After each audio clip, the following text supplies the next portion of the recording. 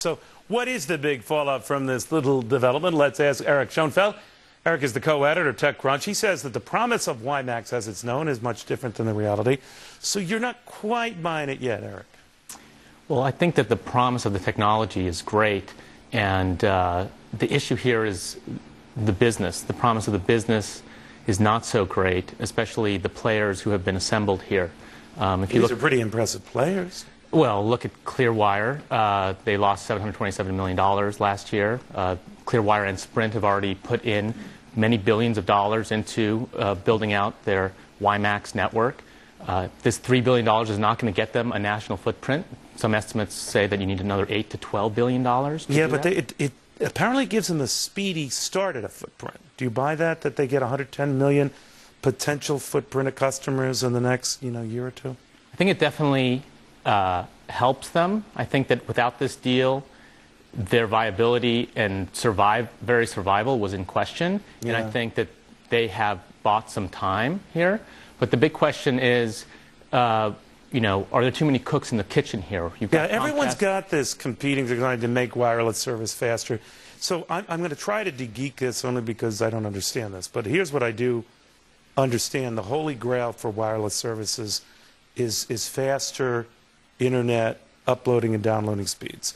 And that if you make those like they are for broadband services that you get on your laptop or your PC at work, it could be a game changer.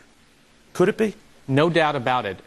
What everyone wants is to bring the broadband internet from the PC to your mobile devices. It's just a matter of time before we do, right? It is a matter of time, and this is not the only attempt to do it. We just had the 700 megahertz auctions where Verizon and Google paired off against that, and the networks that are going to be built on top of that are going to try to do the same thing. And but if you could just stop, because you're so smart, and I'm not. Let's say we get there. It might not be this. It might not be WiMax. It certainly wasn't Pivot when that was Sprint's last disaster. So, but let's say we eventually get there. What does that change? Does this migration to these teeny devices go full throttle? What?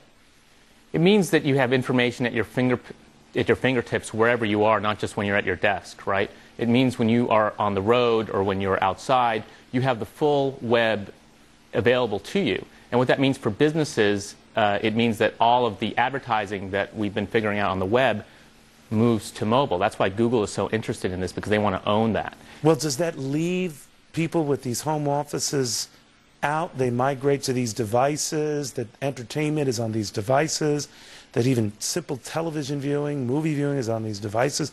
In other words, does this speed that trend? Well, it's not like you're going to ditch your computer. You're still going to have that at your desktop. It just expands your connectivity no matter where you are. But I know a lot of people who increasingly do, or use their computer a lot less when they can do a lot more on these little phones. That's possible. But I think that there's a misconception here, too. WiMax, as it is today, and these services are available in about 50 cities around the country, is not primarily something to replace your cell phone. It's to replace your DSL or your cable. It's a broadband wireless But here's the thing. You're a young guy. I think my daughter's younger than you. But I use her as sort of a tragic barometer of where the young people in this country are going. She does everything on that thing. She gets all her news. Mm-hmm. She gets apparently a lot of her homework, which worries me. Could explain grades, by the way, on this device. And she says a lot of her friends that do the same thing. So if we remove the last obstacle, and that is just it's slow, it's cumbersome, what then? Well, if you remove that device, if you remove that barrier, then you open up a lot of opportunities for businesses to create new services for these devices, new applications, new experiences for consumers. But you still have your doubts. I still have my doubts. I mean, it's very interesting. All of a sudden, everything becomes location aware, and the applications on these devices are very much tuned to where you are, not just who you are, and that's very promising. But I think you still have to look at, can this business deliver? Right? This is a business show. Can this business deliver? Who are the players who are behind this, and what are their motivations? What are the motivations of Comcast and making money? and Time Warner. Well, no, their motivations are they're driven by fear. They're driven by the fear of Verizon and AT&T, and this isn't really the answer to that. All right, Eric, thank you very much. Very good seeing you. Well, my next guest